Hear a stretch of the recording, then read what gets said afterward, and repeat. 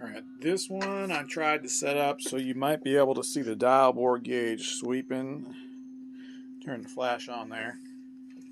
This motor belongs to Steve, and no, it's not me. It's another Steve. So let's start with the number one. First half, point of deflection, 16 10,000ths. Second half, point of deflection, 15 10,000ths. That's perfect. That gives me right at 2,000, so 1/9 to 2,000ths.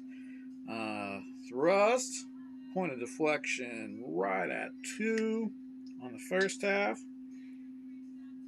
Right at 2 on the back half. Nice bores on this factory block. That gives me 25, which is acceptable, 2.5 thousandths. Number 3, hopefully the dial bore is coming into range of the video now, is deflecting at 14 13 on the first half. And a little bit of taper there, 16 on the back half. So let's go with the 14 or the 13. If I go with a 13, it's 1/7, which is acceptable. On the rear main is the last one, is deflecting at 14 13 again. So let's go 13 and deflecting at 12. So that's 17.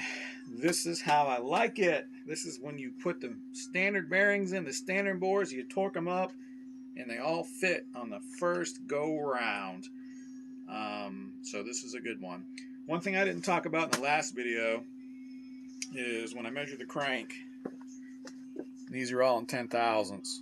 So this is how small it is. It's 4, 5, 5, smaller. The rods are quite small. I'm going to have fun honing rods.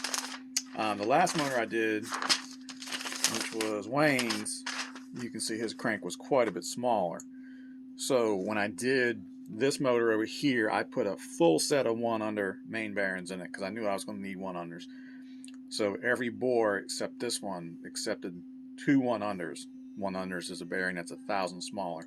So this one here, I'm going to go back and put a regular standard bearing on the top half, and that'll probably get that in play because these are small. These are also small. But going back to the current motor, these guys are pretty normal. So 4,000, 5,000, 10,000, under nominal. I knew I could put a set of standard bearings in here, and I had a good chance of getting it on the rip. I did. So this motor is completely blueprinted in the mains, and I can drop the crank in it now. This one here needs just a little more. I can probably nail that.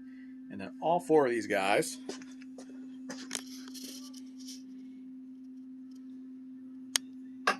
will all be ready for these cranks to go in. It didn't get too crazy today. There's bearings there, but not as bad as usual. Some more bearings over there. So we're making progress. Progress is good.